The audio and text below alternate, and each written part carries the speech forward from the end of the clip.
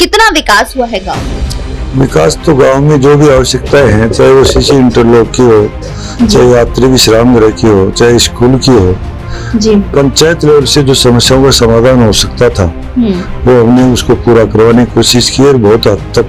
ये दिगर बात है कि जैसे मान लो सड़कें पिछले कार्यकाल में बनी थी तो अब जीर्ण शीर्ण हो गई और पिछले काफी प्रयासों के बावजूद भी नहीं तो उनकी रिपेयर हो पाई। वो मुख्य समस्या है किसान वर्ग की, वो केवल मात्र पानी, चाहे वो सिंचाई के लिए पानी उपलब्ध हो जाए तो ये बहुत कुछ बड़ा तोहफा होगा। सरकार जो कर रही है ना 2,000 रुपए प्रधानमंत्री किसान सम्मान निधि के नाम से 2,000 रुपए हर तीसरे महीने भेज रहे हैं, इसकी आवश्यकता ही नहीं पड़ेगी। इनमें कर्जा माफी की जरूरत पड़ेगी। किसान जो अन्नदाता था वो अन्नदाता यूं मुट्ठी रखता था और उसकी मुट्ठी को यूं रखना चाहते हैं कि पानी उपलब्ध करा दो। सरकार से ये अपेक्षा है। मेहनत का स्वर्ग जिसको अपन किसान कहते हैं, उस किसान की हालत मैडम ये कर दी। किसान जो अन्नदाता था, जो हमेशा मतलब जैसे मान लो दूसरे को देख करके चिड़ी को, जानवरों को, पशुओं को, सबको खिला करके अपने आप में संतुष्ट था, उसकी हालत इन लोगों ने, सरकारों ने ये कर दी कि आज वो खुद 5 किलो गेहूं खाद्य सुरक्षा के लिए लाइन में लगना पड़ रहा है उसको। एक तरफ सुमेधानंद जी है, वो भी कांटे की टक्कर दे रहे, तो दूसरी तरफ अमराराम जी हैं। क्या लग रहा है गठबंधन के कैंडिडेट हैं?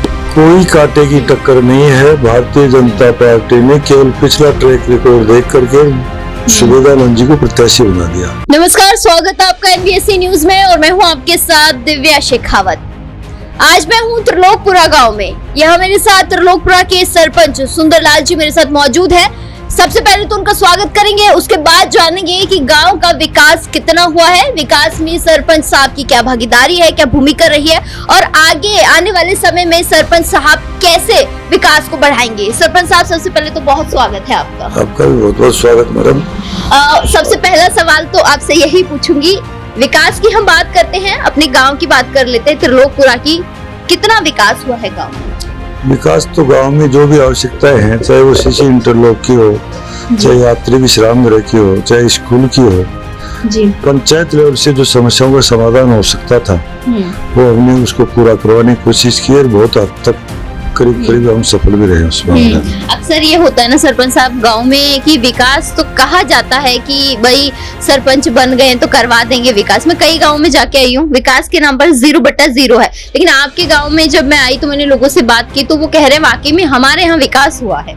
हमारे यहाँ तो पहले से विकास, पहले मेरे पिछले कार्यकाल में मैंने खूब काम करवाया है। अच्छा, पहले भी आप भी थे? ग्राम पंचायत के अंदर 2 तो सीनियर स्कूल हैं जी और 4 मतलब मिडिल स्कूल हैं और 12 प्राइमरी स्कूल हैं। एजुकेशन की दृष्टि से भी खूब काम करवाए पिछले कार्यकाल में, इस कार्यकाल में भी गए हैं। और एक इंग्लिश महात्मा गांधी अंग्रेजी माध्यमिक वो अंग्रेजी मीडियम स्कूल भी है। सड़क के मामले में भी काफी हमारी पंचायत में पूरी कनेक्टिविटी डामरीकरण सड़क से जुड़ी हुई है।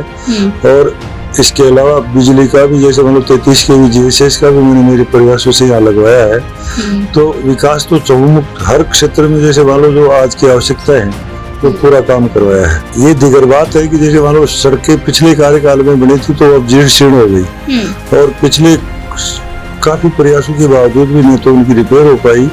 और उनमें ही यहाँ से जैसे अजीत को कनेक्ट करने वाली जो सड़क है या ये अपने जो नेशनल स्टेट हाईवे है, इसको कनेक्ट करने वाली जो रोड है वो जीर्ण के बराबर खत्म हो गई है वो। तो अभी दोबारा उसके ये सरकार आने के बाद उनको 2 सड़कों की स्वीकृति जारी हुई है और अभी टेंडर प्रक्रिया चल रही है। कितने दिन में पूरी होती है, विभागीय वो दिशा निर्देश है, इनके अनुसार टेंडर की प्रक्रिया चल रही है। इससे पहले दीपेंद्र जी यहाँ MLA थे, 5 साल की बात कर लेते हैं, उन्होंने गाँव के विकास में कितनी भागीदारी निभाई, कितना सहयोग उन्होंने आपको दिया? वैसे देखा जाए तो मैडम हकीकत तो यह है कि श्रीमाधोपुर विधानसभा क्षेत्र में जो भी विकास के काम थे, वो सड़क का हो, चाहे शिक्षा का हो, चाहे वो कॉलेज जो एजुकेशन के मामले में जैसे 2 कन्या महाविद्यालय की स्वीकृति अजीतगढ़ और श्रीमाधोपुर विधानसभा मुख्यालय पर खुलवाई है। तो यहाँ विकास का दूसरा पर्यायवाची नाम ही दीपेंद्र सिंह शेखावत है। और यहाँ एक बार बीजेपी के MLA रहते हैं, इनसे पहले वर्तमान जो विधायक इनके पिताजी थे, फिर वो दीपेंद्र सिंह जी है 80 में। तो 80 से लेकर के अब तक जो भी विकास देन है चाहे वो शिक्षा के क्षेत्र में मान लो, चाहे चिकित्सा के क्षेत्र में मान लो, चाहे वो एजुकेशन के वो सड़क के बारे में मान लो, या और कोई भी क्षेत्र, जैसे आगार पर श्री माधोपुर के अंदर आगार पर रोडवेज बसों का आगार कार्यालय भी है। ये सारे दीपेंद्र जी के कार्यकाल में है। ये बात अलग है कि पिछली बार 5 साल का जो इनका कार्यकाल रहा, इसमें सरकार से अनबन होने की वजह से वो जितना विकास कार्य को गति पकड़ा सकते थे वो हो नहीं पाया। मतलब दीपेंद्र जी ने अपने कार्यकाल में काम तो किया है, ये कहा जा सकता है कि उन्होंने खूब काम किया है। कहा नहीं जा सकता, हकीकत में परिणति भी हुई है उस काम की। दीपेंद्र जी ने विकास के नाम पर, मैंने आपको पहले बता दिया कि विकास का पर्यायवाची नाम दीपेंद्र सिंह है। या जो भी श्री माधोपुर विधानसभा क्षेत्र के अंदर मतलब डेवलपमेंट का जो काम है वो दीपेंद्र सिंह जी के कार्यकाल में ही स्वीकृत हुआ है। मतलब उन्होंने भरपूर सहयोग किया, क्षेत्र की जनता को उन्होंने बहुत कुछ दिया है। अब क्या लगता है खर्रा साहब हैं, खर्रा साहब कैसे काम करेंगे, उनकी को कैसे देखते हो उनके काम को? अब उनका ट्रैक रिकॉर्ड तो जैसे मान लो पिछला कार्यकाल में तो सड़कें वगैरह तो उन्होंने बनवाई थी। हाँ। और अभी तो नया ताजा हुआ है, फिर विधानसभा लोकसभा चुनाव की आचार संहिता लग गई। उन्होंने ये जो 2 मुख्य सड़कें हैं जी वो तो स्वीकृत करवाई। अब और बाकी जैसे मान लो अगर वो विकास करवाएंगे तो उसका आकलन तो पब्लिक करेगी। अपेक्षा अपेक्षा तो कर ही सकते हैं, एटलीस्ट के भी थोड़ा सा समय ही है। ये जो श्री माधोपुर विधानसभा क्षेत्र है मैडम, ये किसान बहुल क्षेत्र है और यहाँ सबसे जो मोटी समस्या है वो पानी को लेकर के है। और हम तो लगातार इस मामले में संघर्ष में किसान संगठन से जुड़ा हुआ हूँ, तो हमारी तो जो मुख्य समस्या है किसान वर्ग की, वो केवल मात्र पानी, चाहे वो सिंचाई के लिए पानी उपलब्ध हो जाए तो ये बहुत कुछ बड़ा तोहफा होगा। अभी जैसे मान लो अभी जो वर्तमान सरकार है, भजन लाल जी सरकार है, ये एक वो वातावरण बना रही है चुनाव से पहले कि भाई हमने यमुना जल समझौते का वो जो है समझौता का इम्प्लीमेंट करवा दिया। का जो चल रहा है मामला यमुना जल समझौता, जो मतलब ताजेवाला हेड से जो पानी देने का बात है ना, उसके बारे में वो वातावरण तो खूब बना रहे हैं। जमीनी हकीकत पर वो पानी इसको इम्प्लीमेशन कर पाते हैं या नहीं कर पाते हैं वो अलग बात है, क्योंकि इसके बारे में भैरव सिंह जी शेखावत के टाइम पर 1994 में समझौता हो गया था और 29 साल बाद में भी वो केवल मात्र कागजों तक ही सीमित है, वो काम धरातल पर उतरा नहीं। तो लोगों का भी जैसे मान लो ये आशंका है कि पानी आएगा कि नहीं आएगा। अगर ये इलाका पानी आ जाता है तो यहाँ की जमीन उपजाऊ है, यहाँ के लोग बाग मेहनती है। और सरकार जो ये जो कर रही है ना 2-2 हजार रुपये प्रधानमंत्री मतलब किसान सम्मान निधि के नाम से 2-2 हजार रुपये हर तीसरे महीने भेज रहे हैं, इसकी आवश्यकता ही नहीं पड़ेगी, न कर्जा माफी की जरूरत पड़ेगी। किसान जो अन्नदाता था वो अन्नदाता यूं मुट्ठी रखता था और उसकी मुट्ठी को यूं रखना चाहते हैं कि पानी उपलब्ध करा दो, सरकार से ये अपेक्षा है। तो ये कह सकते हैं कि झूठे जुमले हैं जनता को और किसानों को लुभाने, बिल्कुल लुभाने के हैं, इसके अलावा कुछ भी काम। पानी के मामले में किसान की तो चाहे कोई सी भी सरकार हो, चाहे वो कांग्रेस की सरकार हो चाहे भारतीय जनता पार्टी की सरकार हो, इस देश का जो मुख्य धारा जो मेहनत का स्वर्ग जिसको अपन किसान कहते हैं, उस किसान की हालत मैडम ये कर दी। किसान जो अन्नदाता था, जो हमेशा मतलब जैसे मान लो दूसरे को देख करके चिड़ी को, जानवरों को, पशुओं को, सबको खिला करके अपने आप में संतुष्ट था, उसकी हालत इन लोगों ने, सरकारों ने ये कर दी कि आज वो खुद 5 किलो गेहूं खाद्य सुरक्षा के लिए लाइन में लगना पड़ रहा है उसको।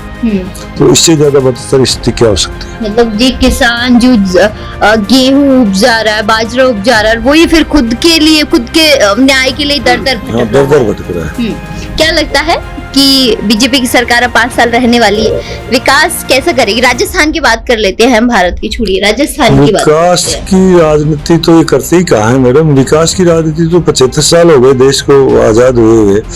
ERCP का जो प्रोजेक्ट था, पूर्वी राजस्थान नहर परियोजना थी, ये प्रधानमंत्री जी 2018 की वो जो जनरल इलेक्शन था उसमें अजमेर की मीटिंग में और जयपुर की मीटिंग में उन्होंने कहा था कि हम ERCP को राष्ट्रीय परियोजना बनाएंगे और उसके लिए फिर केंद्र स्टेट गवर्नमेंट ने मतलब उसके लिए बजट भी स्वीकृत किया।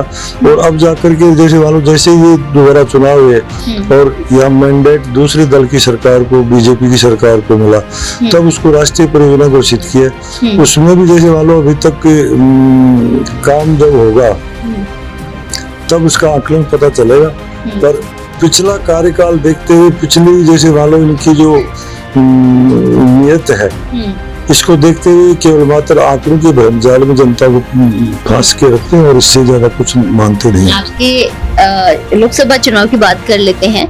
एक तरफ सुमेधानंद जी हैं, वो भी कांटे की टक्कर दे रहे, तो दूसरी तरफ अमराराम जी हैं। क्या लग रहा है, गठबंधन के कैंडिडेट हैं? कोई कांटे की टक्कर नहीं है। भारतीय जनता पार्टी ने केवल पिछला ट्रैक रिकॉर्ड देख करके सुमेधानंद जी को प्रत्याशी बना दिया। अगर यहाँ जनता की आवाज बुलंद करने वाले जनप्रतिनिधि को अगर टिकट दे करके जनता के बीच में भेजा जाता, तो बीजेपी निश्चित रूप से चुनाव जीत सकती थी। सुमेधानंद जी की सबसे वीक पॉइंट जो है वो रहा कि 10 साल तक वो गांव में किसी से संपर्क किया ही नहीं, जनता से कनेक्टिविटी रही नहीं। और उन्होंने अपने सांसद जो कोटा है उसका उपयोग ग्राम पंचायतों के लिए किया। हमारी ग्राम पंचायत में उन्होंने 1 रुपया भी खर्च नहीं किया। अमराराम जी इसलिए लोगों में अब की बार कोई वो, वैसे उन्होंने खुद ने भी ज्यादा प्रयास नहीं किए। अमराराम जी का केवल मात्र प्लस पॉइंट ये रहा कि वो किसान की समस्या को लेकर के सड़कों के ऊपर 24 घंटा तैयार रहते हैं। तो यहाँ जो चुनाव हुआ वो बाबा जी की निष्क्रियता, पिछले 10 साल की निष्क्रियता और अमराराम जी का एक लंबे समय तक किसानों के लिए संघर्ष करना, ये मतलब उनका इन दो मुद्दों के बीच में रहा है। और ये कोई मतलब काफी संघर्ष मानते हैं लोग आगे, तो इसको तो मैं तो इसको संघर्ष मानता नहीं। अमराराम जी बहुत मतलब प्लस पॉइंट में रही।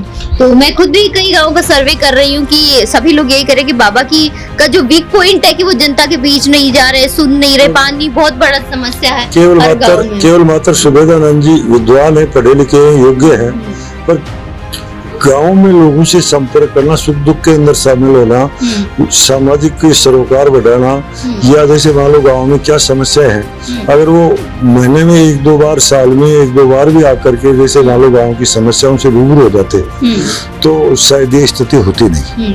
एटलीस्ट जनता ने आपको वोट दिया है तो जनता की संभाल जरूरी है। हाँ बिल्कुल जरूरी है भाई। ये जरूरी नहीं काम तो जो संविधान के दायरे में आ रहे हैं, जो जस्टिफाई है या जो कानून के दायरे में वही होंगे, पर अपन को गांव की जब अपन जनप्रतिनिधि है तो जनप्रतिनिधि को जनता के बीच में रहना चाहिए। और सुमेधानंद जी जो भाजपा के प्रत्याशी थे, उनका सबसे कमजोर पक्ष यही रहा है कि उन्होंने जनता के बीच में रहने की कोशिश की नहीं। जब भी या तो लोकसभा तक सीमित रहे, लोकसभा के बाद में आए तो पूरे संसदीय क्षेत्र के अंदर केवल मात्र जो संबंधित भाजपा प्रत्याशी थे या जो विधायक थे उन तक ही सीमित रहे। चलिए सरपंच साहब, एक आखिरी सवाल पूछती हूँ, वापस से अगर सरपंच का चुनाव लड़ेंगे तो गांव में किन मुद्दों को लेकर काम करेंगे कि जो मुद्दे रह गए हैं या आपके कार्यकाल में भी रह गए हो और चाहते हो कि गांव अब ऐसे विकास करे?